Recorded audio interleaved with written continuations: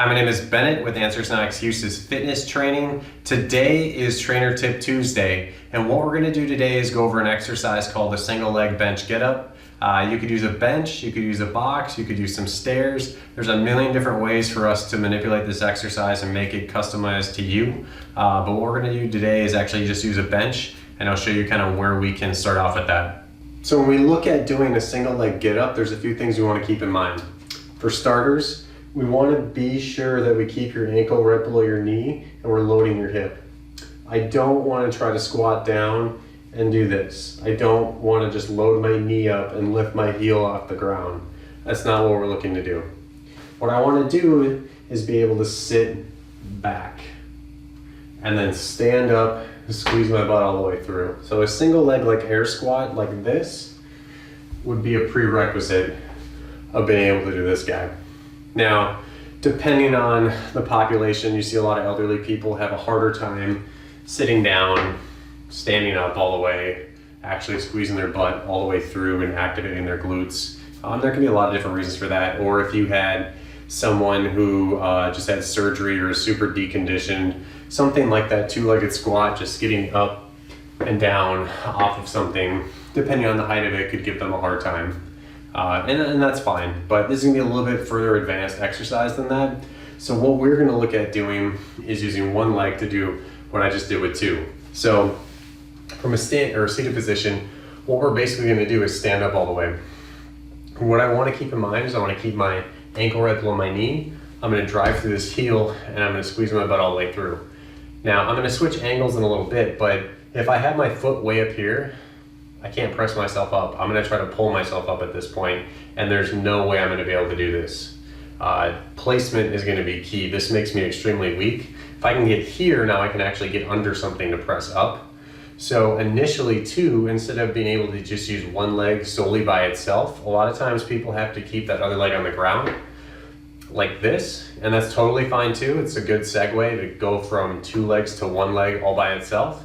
So what we would try doing here is just pressing through that heel and squeezing your butt all the way through here. Okay, just make sure that you're not gonna arch your back and hyperextend it. And then we go ahead and sit down. Now when we do, we wanna be controlled. I don't want you to just slam down onto something. That eccentric motion, or that part where I'd sit down here, it's just as big of a part as the concentric motion, or where I'm standing up here contracting my muscles. So try to sit down controlled.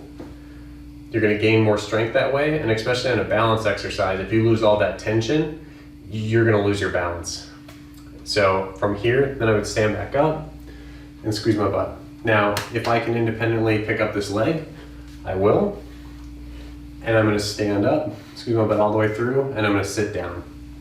The other thing on this in particular you want to keep in mind is that leg that's up, you don't want your foot to turn out. This is pretty much going to make your hips collapse, and I'm going to careen like all my weight this way when I do that. Like, that's already way more difficult for me just to do that. Yeah, it's possible, but if I do this, I'm going to keep my hips squared up, and I'm going to keep being able to press straight up and down like a piston. So same thing from a different angle. With one leg, I'm going to keep the other leg up. I'm gonna go ahead and stand up. Now again, if that's too hard, we would just leave this other leg on the ground and I would press myself up. Now, like I mentioned earlier, you're not gonna have this foot all the way out here. I need my ankle right below my knee so I have something to press off of and up. So from here, I'm gonna squeeze my butt all the way through. When I do that, I don't wanna do this and hyperextend my low back. I'm gonna squeeze my butt into something called full hip extension, just all the way through here. Pause here for a second, and I'm gonna sit down.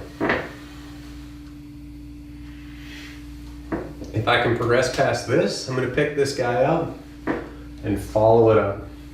You can also use your arms for counterbalance. So it'll make that transition a little bit easier. So obviously we have two sides there. If you want to work them evenly, go to what's realistic for you. Over time, you're going to want to progress this motion or this movement to get lower and lower and lower and lower so the range of motion keeps expanding. But initially, if you need something higher, you can always use a bench. You can throw like a BOSU on top of it, some balance pads, whatever. Even if I'm only squatting down, this far and it's one leg, that's okay. you can just start taking away from that over time. You can always use stairs too, depending on how those work for you as far as how high they are. But over time, we're just going to keep going lower and lower and lower. And once you get down here, you could definitely use like an aerobic step or something. And then before you know it, you're going to be all the way on the ground. So I hope you found that helpful on Trainer Tip Tuesday. If you have any questions, feel free to reach out.